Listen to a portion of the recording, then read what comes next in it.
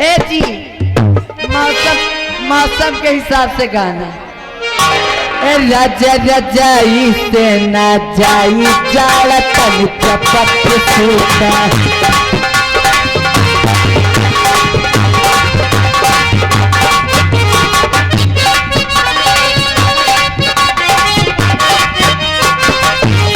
चपक के सूता हो राजा, चपक के सूता हो राजा रजाई से ना।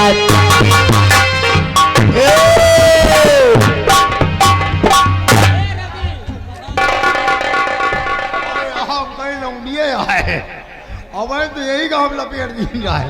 ये आगे ललित भैया हमारे प्रतापपुर वाले रुपया का खरही लाग है।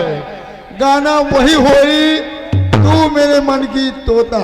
चपक के सूता हो राजा, चपक के सूता हो राजा रजाई से ना जाई जाला।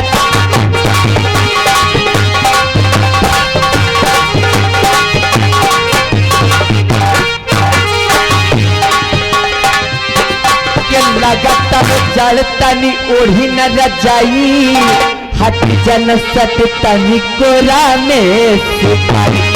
ठंडा जाई हम चपानी राजा।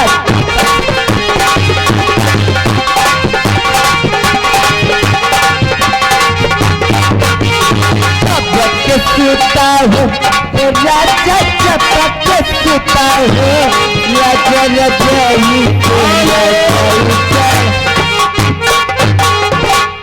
कदम पर कोई कातिल है, कहाँ जाए कोई। हर कदम पर कोई कातिल है, कहाँ जाए कोई। आगे मोटका हेलो हर कदम पर कोई कातिल है, कहाँ जाए कोई।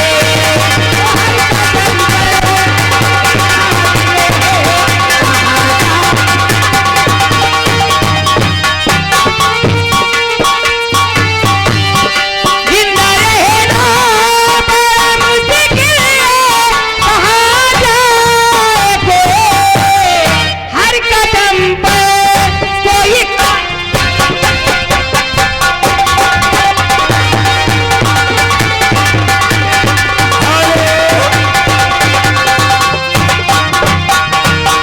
देखिए आगे जगन्नाथ के बेटवा दैया कमेटी ये लड़का की तब 10 रुपए ना। हाँ। ये पीली वाली को ऊपर फीटा है यार। और आगे ललित स्नान प्रतापपुर रुपया का खरही लाग है।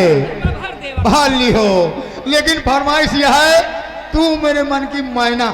मैं बाबूजी को शुक्रिया अदा करती हूँ और कहीं ना क्या चाहती हूँ। ये देखो हमारे चाहने वाले श्री आतो जी कुड़िया वाले चले के कहा हो, कहा जाइए सेठ जी लंबरदार जी।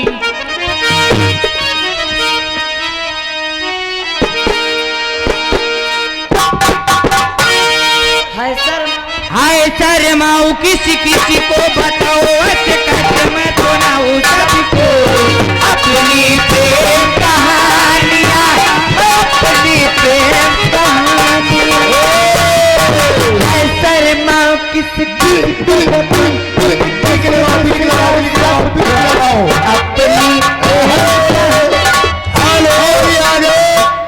लंबू चाय वाले 10 रुपये वो दे रहे, लेकिन फरमाइश यह है हाथ में मेहंदी मांग सिंदूरवा। सोनी रानी में दे बागी से तेरे बड़े बाटे कजरवा, हो बैला बड़ी बात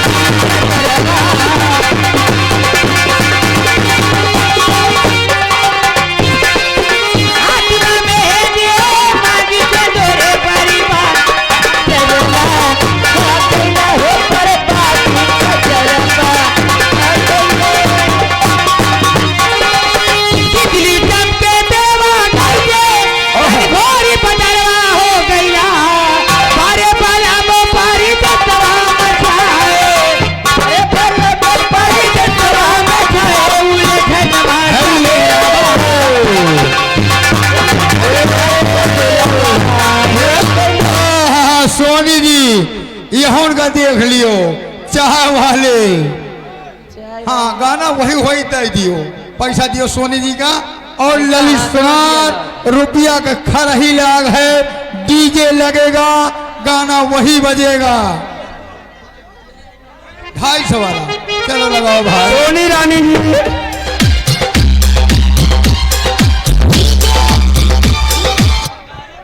धन्य डीजे वाले हो, लगाओ डीजे में फिर।